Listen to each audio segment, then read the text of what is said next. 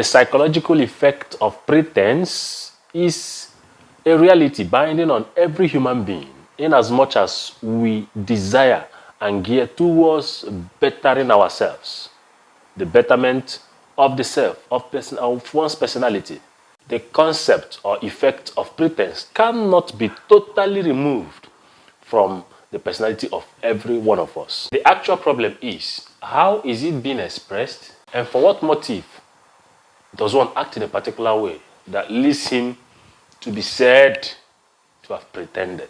This is so because there are two aspects of the human self: the true self and the false self. Every one of us have the true self and the false self. They both play in and out in the self-expression of every one of us. At every given point in time, the true self is always hidden because it is a very delicate and vulnerable part of us.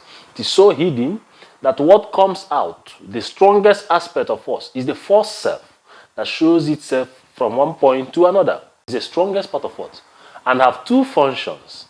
It is in these two functions that one can be judged as one's pretense can be said to be negative or positive. And these two functions of the false self determines how authentic we are in ourselves or how inauthentic we are in ourselves. The first function of the false self can be physiological, and the other function, the second function, can be pathological. When it is physiological, the false self tries to protect the true self, to give it an avenue, a room, an avenue to express itself positively.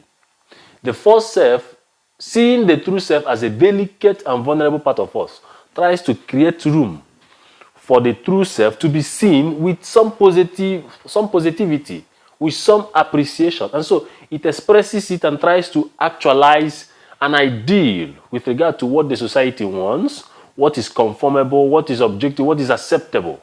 The false self tries to modify the room in order to bring the true self, our true self, to express itself in a way acceptable. When it is pathological, the false self tends to block and obscure the true self, what is inside. It presents it in a destructive way or does not give it room to express itself. And so what we see is only but a camouflage. It becomes a camouflage. The false self acts as a camouflage or destroys the expression of the true self.